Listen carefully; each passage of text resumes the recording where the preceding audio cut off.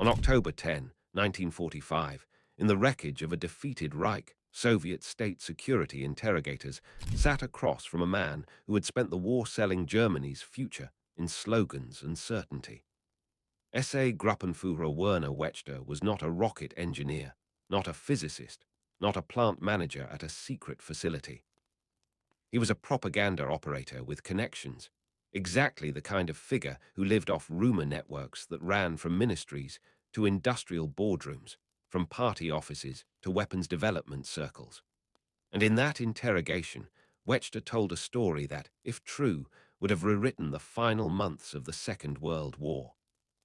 He claimed that, in the spring of 1945, new long-range aircraft were ready to enter service and were intended to carry atomic bombs to the Soviet Union's industrial heartlands in the Urals and Central Asia. He believed the timing of this nuclear strike was projected for June 1945. The claim is chilling not because it is neatly proven, but because it reveals something real about the Third Reich at the end: the desperate appetite for a miracle weapon, the bureaucratic fog that allowed rumor to pass as policy, and the terrifying proximity between fantasy and planning when a regime is cornered and willing to gamble with annihilation.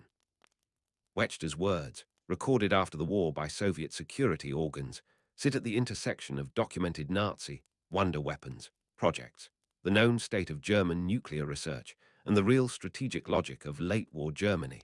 Logic that increasingly revolved around striking Soviet industry, breaking Allied air power, and forcing a political settlement by terror and shock. The question is not simply whether Nazi Germany had the bomb. The question is how close the Nazi state came to attempting something that looked like nuclear warfare against the USSR, and how that near miss shaped the post-war world, especially the Soviet decision to pursue its own atomic weapon with ruthless speed. To understand why a propaganda chief could believe in a German atomic strike on the Urals, you have to inhabit the mindset of early 1945, when Berlin was collapsing but still issuing orders, still drafting children and old men, still moving paper and promising salvation. The Red Army had crossed into East Prussia in January. By February, Soviet forces were pushing toward the Oder. The Western Allies were across the Rhine by March. German cities were being pulverized by strategic bombing. The Reich's petroleum supply was in ruins. Rail networks were broken. Yet inside the Nazi system, the reflex was not to accept defeat, but to double down on secret weapons, to bet everything on a breakthrough that would reverse the war's direction in a single stroke. This obsession did not appear out of nowhere. It had been cultivated for years through propaganda and through genuine technological achievements. Germany had produced the world's first operational ballistic missile, the V-2, which began striking London in September 1944. It had fielded jet aircraft like the Messerschmitt Me 262 in combat in 1944, though too late and in too few numbers to change the war. It had experimented with advanced submarines, guided weapons, and new explosives. Each of these programs, even when strategically ineffective, reinforced a belief inside parts of the regime that technological surprise could compensate for collapsing resources and overwhelming enemy numbers. In that environment, talk of an atomic bomb was not just possible, it was inevitable. Nuclear physics, after all, was not science fiction.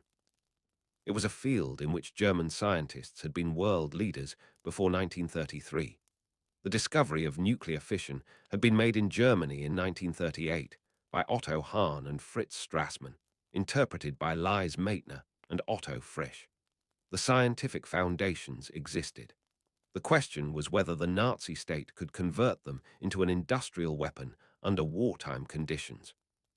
The documented historical record shows that Germany did pursue nuclear research during the war, but not with the unified Manhattan Project-style mobilization that the United States achieved. German efforts were fragmented, underfunded compared to what a bomb program required, and repeatedly redirected toward nearer-term military technologies. The Uranverein, or Uranium Club, involved notable physicists such as Werner Heisenberg, Carl Friedrich von Weizsäcker, Kurt Diebner, and others. Their work explored chain reactions, reactor designs, and the theoretical requirements for a weapon. But by the time Germany was in total war, the regime's priorities were dominated by immediate battlefield needs, and key administrators often failed to grasp what an atomic program would demand. Massive industrial capacity, sustained electricity, huge chemical processing plants, and a stable scientific workforce protected from conscription and bombing. The United States built entire secret cities, Oak Ridge, Hanford, Los Alamos, poured billions of dollars into the effort and employed tens of thousands. Germany did not. And yet, the story is not as simple as Germany was nowhere close. It is more dangerous than that, because the Third Reich did not need a fully realized Hiroshima-style fission bomb to attempt something that might be described, in the language of a desperate regime, as atomic. It could attempt radiological warfare, contamination, or a crude device that used conventional explosives to disperse radioactive material. It could plan for a future bomb, even if it did not yet possess one.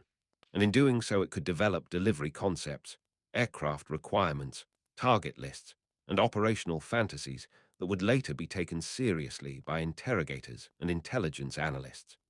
It could, in the final months, create an internal myth of imminent atomic capability that influenced decisions and morale.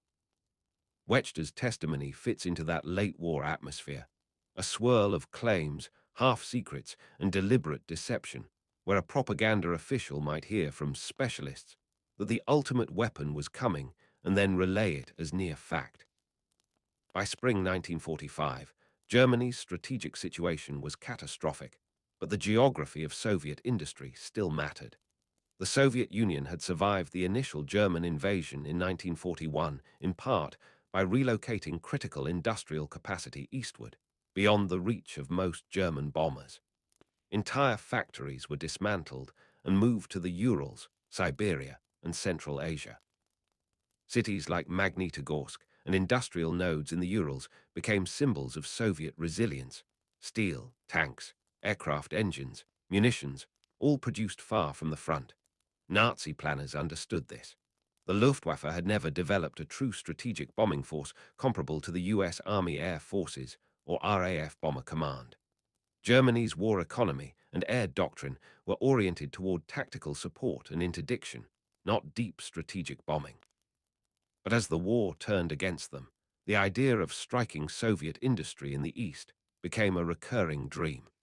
If the Reich could not defeat the Red Army in the field, perhaps it could cripple the Soviet ability to sustain war by hitting its industrial base.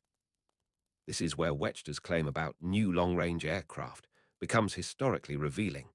Germany did have long-range aircraft projects and proposals, including concepts sometimes grouped under the later label Amerika Bomber, aircraft intended to reach the United States. Designs like the Messerschmitt Me 264 and Junkers Ju 390 existed as prototypes or limited experimental machines. Their operational readiness was another matter. The Me 264 flew in 1942, but the program did not produce an operational fleet. The Ju 390 flew in 1943, and while it demonstrated long-range potential, it was never deployed at scale. Late-war Germany faced extreme shortages of fuel, train crews, and materials. Even if airframes existed, sustaining long-range missions to the Urals would have been an immense operational challenge. But the very existence of such projects fed the perception among insiders and hangers-on that Germany was on the verge of fielding a strategic strike capability. Now place that in the psychological environment of the collapsing Reich. Hitler and his inner circle repeatedly latched onto wonder weapons narratives. Joseph Goebbels, as propaganda minister, cultivated public belief in secret weapons that would punish Germany's enemies. At the same time, sections of the military and SS built their own clandestine empires of research, often competing with one another. The SS under Heinrich Himmler ran vast forced labor systems that could be used to construct underground factories and secret installations. The V2 program itself, assembled at Mittelwerk using concentration camp labor from Dora-Mittelbau, proved that Germany could build an advanced weapon in horrific conditions and hide production underground. Once that precedent existed, it became easier for people like Wechter, connected to propaganda and industry, to believe that an even more advanced weapon, perhaps an atomic bomb, could also be under development in secret. But documented history also shows why the prevailing view among historians remains skeptical that Germany was close to an actual nuclear bomb by 1945. The physics of a weapon require either highly enriched uranium-235 or plutonium-239. Producing either in weapon quantities is an industrial undertaking of staggering complexity. Uranium enrichment can be done through gaseous diffusion, centrifuges, electromagnetic separation, or other methods, each requiring huge infrastructure. Plutonium requires a functioning nuclear reactor to irradiate uranium, followed by chemical reprocessing to separate plutonium. Germany's nuclear efforts struggled to achieve a sustained chain reaction in a reactor. Their experiments with heavy water and uranium did not reach the operational stage required to breed plutonium.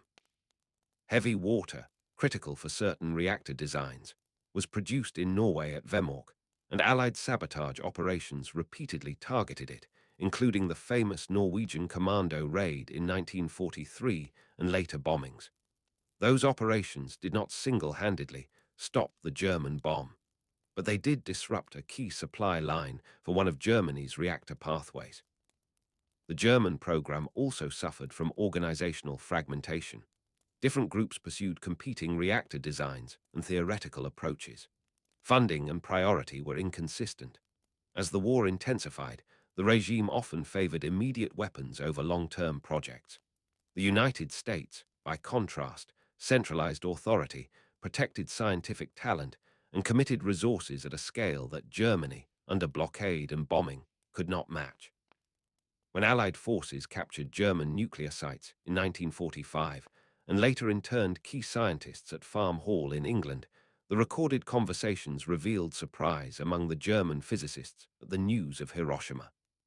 Their reaction, captured in British transcripts, has been widely cited as evidence that they had not built a bomb and did not know that the Americans were so close.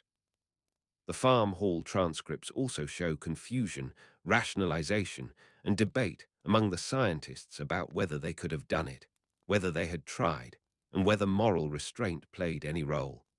But the bottom line of the evidence is stark. Germany did not have an operational nuclear weapon in 1945.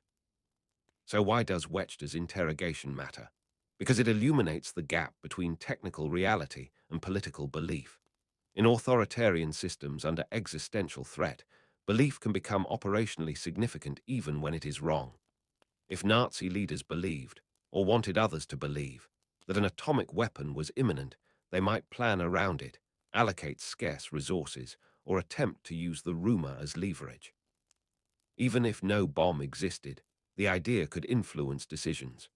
Delaying surrender, intensifying forced labor, relocating scientists, prioritizing certain aircraft projects, or attempting to hide materials and personnel for a post-war continuation of the struggle. And that is where the story becomes a Cold War story, not just a World War II story. Because the Soviet Union, hearing claims like Wechter's in 1945, did not have the luxury of dismissing them. Soviet intelligence and security services had to assume worst-case scenarios. The USSR had just fought a war of annihilation that cost it tens of millions of lives. It had seen the Germans deploy new weapons like the V2. It had learned, often painfully, that underestimating German capabilities could be fatal. When Soviet interrogators heard a claim that Germany had planned to bomb the Urals with atomic weapons in June 1945, they had to treat it as a lead, a thread that might connect to real facilities, real scientists, real stockpiles of uranium, real delivery systems. The Soviet state in 1945 was already racing toward its own atomic weapon. The Soviet bomb project did not begin as a reaction to Wechter's testimony. It had deeper roots. Soviet physicists had been exploring nuclear science before the war, and Stalin had authorized atomic research during the conflict. But the decisive acceleration came from a combination of intelligence and strategic shock. Soviet intelligence penetrated the Manhattan Project and provided Moscow with critical information about American progress. The existence of a U.S. atomic bomb, demonstrated in August 1945 at Hiroshima on August 6 and Nagasaki on August 9, transformed the global balance of power overnight. For the Soviet leadership, it was not merely a new weapon. It was a political instrument that could shape post-war settlements, intimidate rivals, and potentially threaten the USSR itself. If Germany had even been close to an atomic weapon, that would have been one kind of nightmare. The reality that the United States had actually built and used one was another. Still, the Nazi almost story matters because it shows how nuclear weapons emerged from the total war logic of the 1940s. The same strategic impulses that drove the United States to build the bomb. Fear that an enemy might build it first, a desire to end the war, the pursuit of decisive technological advantage, also existed in Germany, at least in aspiration, and in the Soviet Union in response.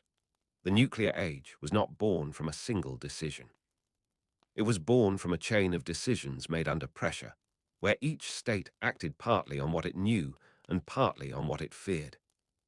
In late-war Germany, fear and fantasy were tightly braided. The regime's propaganda machine needed to project confidence even as defeat approached. That machine also fed internal morale, not just public morale. Officials like Wechter, positioned near the propaganda apparatus, were exposed to a constant stream of secret weapon narratives. Some were grounded in real engineering programs, many were exaggerated. But in a system that punished doubt and rewarded loyalty, repeating the promise of a coming breakthrough was safer than admitting the obvious. When Wechter told Soviet interrogators that industrialists and weapons developers had convinced him intensified work was underway, he was describing a familiar mechanism. Elites reassuring one another, trading rumors as currency, creating a closed loop where belief becomes self-reinforcing. The mention of industrialists is significant. The Nazi war economy depended on large firms and industrial managers who navigated between ideology and profit, between state demands and corporate survival. They were deeply embedded in armaments production, and some had access to secret programs. Yet industrialists also had incentives to exaggerate progress or claim involvement in decisive projects. Being associated with a potential war-winning weapon could secure resources, protect factories from being cannibalized by other programs, or curry favor with the regime. In the chaos of 1944 and 1945, when bombing and resource shortages forced constant reprioritization, a project labeled strategically decisive might survive longer than one labeled routine. The atomic bomb label was the ultimate strategic decisive label. Even if no bomb existed, the claim that it was coming could be used to justify extraordinary measures. That is why Soviet security organs would have listened carefully. In October 1945, the Soviet Union was not simply collecting gossip. It was mapping the technological landscape of defeated Germany. Soviet forces and intelligence were engaged in a massive effort to capture German technology, scientists, and industrial assets. The United States and Britain were doing the same. This scramble was not limited to rockets, though rockets became the most famous example with figures like Wernher von Braun and the V-2 team. It extended to aircraft, chemical weapons, electronics, and nuclear research. Whoever controlled the remnants of German science could gain an advantage in the coming geopolitical confrontation. Soviet efforts to secure German expertise would later include the relocation of specialists to the USSR.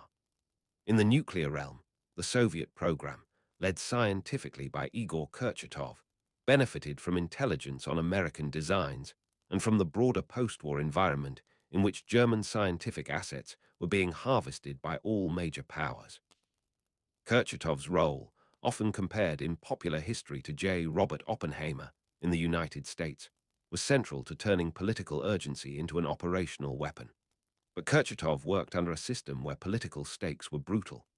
The Soviet atomic project was overseen by Lavrentiy Beria, head of the NKVD, who applied the methods of state security, surveillance, coercion, and relentless deadlines to scientific development. The Soviet bomb was not just a scientific project, it was a state survival project. Wechter's claim, whether accurate or not, fits into the kind of information environment Beria and Soviet intelligence had to process. Fragments, rumors, captured documents, interrogations, and technical assessments. Some fragments were false. Some were intentionally misleading. Some were half-true. The job was to sort them and to err on the side of caution. In nuclear matters, caution meant assuming that enemies could be closer than they appeared. The deeper historical reality is that Nazi Germany's nuclear program failed not because the regime lacked brilliant scientists, but because it lacked the combination of strategic clarity, industrial capacity, and sustained prioritization required to build a bomb under wartime conditions. The Nazi state was also ideologically self-sabotaging. It had driven many Jewish scientists and intellectuals out of Germany after 1933, including figures like Albert Einstein, who left for the United States. That intellectual exodus strengthened Allied science and weakened German science. The regime's racial ideology, its internal rivalries, and its chaotic administrative structure created friction at every level. Even as it pursued advanced weapons, it undermined the conditions required for long-term scientific mobilization. But failed does not mean harmless. German research into reactors, uranium, and related technologies contributed to the post-war understanding of nuclear science. The German rocket program directly fed Cold War missile development, and the Nazi obsession with wonder weapons helped normalize the idea that technological terror could serve political ends. That normalization did not die in 1945. It carried forward into the Cold War, where both superpowers built arsenals designed not only to win wars, but to deter them through fear of catastrophic retaliation. The phrase almost used nuclear weapons against the USSR must therefore be handled with precision. The prevailing historical assessment is that Germany was far from producing a true atomic bomb by the time it collapsed. That assessment is grounded in captured evidence, scientific realities, and post-war investigations. Yet the almost can still be real in another sense. Almost, as in the Reich's leadership and connected circles entertained, planned, or believed in the possibility of nuclear use. Almost, as in they sought delivery means and targeted Soviet industrial centers. Almost, as in they created an atmosphere where the idea of nuclear attack became thinkable and operationally discussed, even if the weapon itself remained out of reach.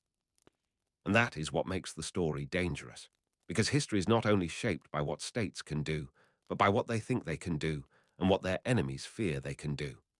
In 1945, Soviet planners had to consider not only German capabilities, but also the possibility that German scientists, materials, or prototypes could fall into Western hands. The end of the war did not end competition, it rearranged it. Within months of victory, the wartime alliance between the USSR and the West was fraying.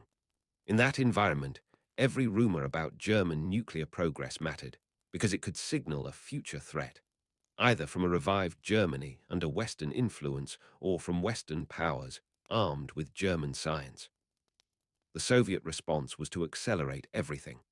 The USSR tested its first atomic bomb, RDS-1, on August 29, 1949, at Semipalatinsk in Kazakhstan.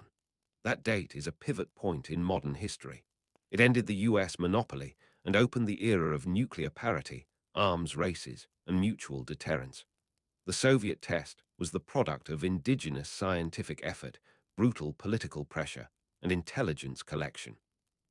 It also reflected a worldview forged in the crucible of 1941-1945, a worldview in which technological surprise could decide the fate of nations, and in which being second could mean extinction.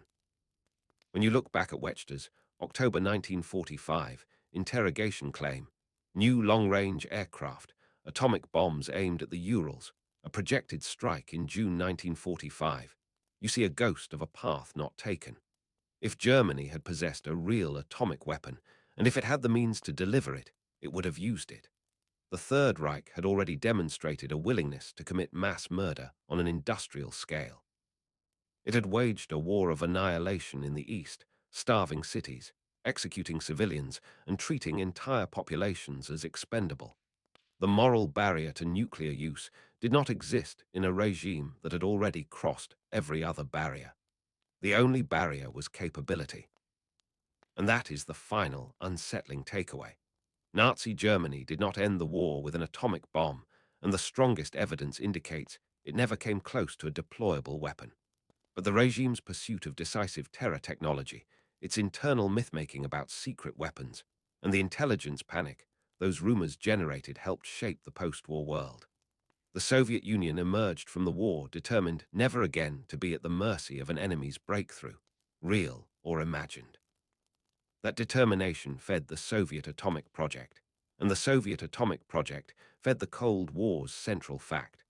A world in which industrial centers like the Urals, once targeted in fantasies of June 1945, would later sit under the shadow of real missiles and real warheads. In the modern era, when nuclear doctrine is debated in terms of deterrence, escalation, and second strike capability, it is easy to forget how much of the nuclear age was born from rumor, fear, and the collapsing dreams of regimes that believed technology could rescue them from their own strategic crimes. Wechter's story, extracted in the aftermath of victory, is a reminder that the nuclear threat is not only a matter of physics and engineering. It is also a matter of political psychology, of what desperate states convince themselves is possible, and what their enemies decide they must build in response. The bomb that Nazi Germany did not have still helped push the Soviet Union toward the bomb it would soon build, and that chain reaction of decisions continues to shape the security of the world today.